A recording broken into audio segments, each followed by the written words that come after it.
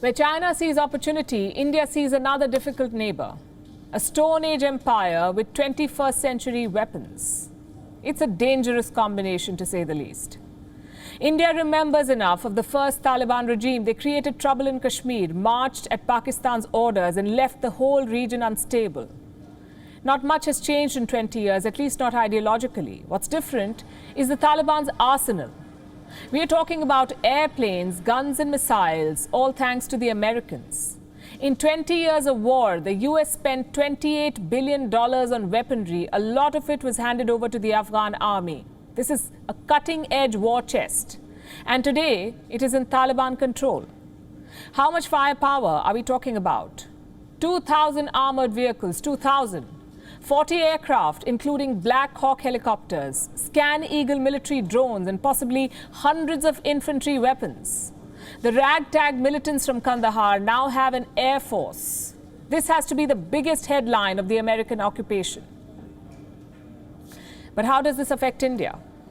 You see, the Taliban love to share, and who do they share with? Terrorists backed by Pakistan.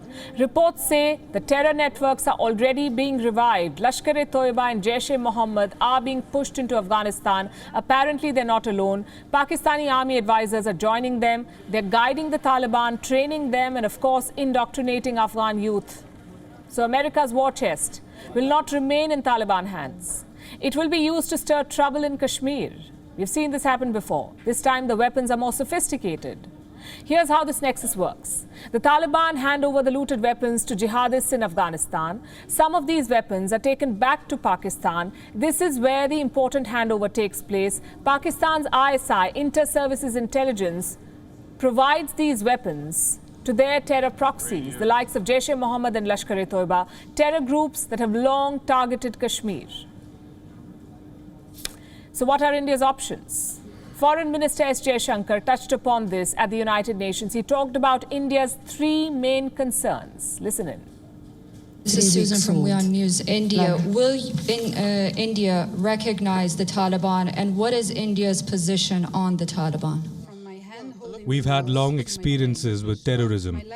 I specifically mentioned the groups Lashkar-e-Taiba and Jaish-e-Mohammed. Where we go on from now, the immediate issue is repatriation and working with partners, especially the US, as they control the airport. France also took some of our nationals. In terms of longer perspective, we have a relationship with the Afghan people, and we will continue with it. So those are India's priorities: battling terror, rescuing Indians stuck in Afghanistan, and in the long run, a continued partnership with the Afghan people. What about recognizing the Taliban? Well, that depends on many factors. Will they keep their promises on rights and freedoms? Will they stop harboring terrorists? The indications are not good. But much like the rest of the world, India is waiting and watching. The foreign minister also met with US Secretary of State Antony Blinken. The two leaders promised to coordinate and cooperate in Afghanistan. This is a pressing issue for India, remember. New Delhi is running evacuation missions from Kabul, and America controls the airport. But what happens after the evacuation? The US is no longer a player, doesn't want to be one. Pakistan and China are already cheering the new regime. What kind of balance can India hope to achieve then? And more importantly, can the Taliban be trusted to keep this balance?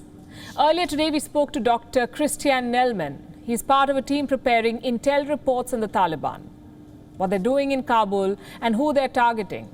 Dr. Nelman says anyone who worked for India is certainly at risk.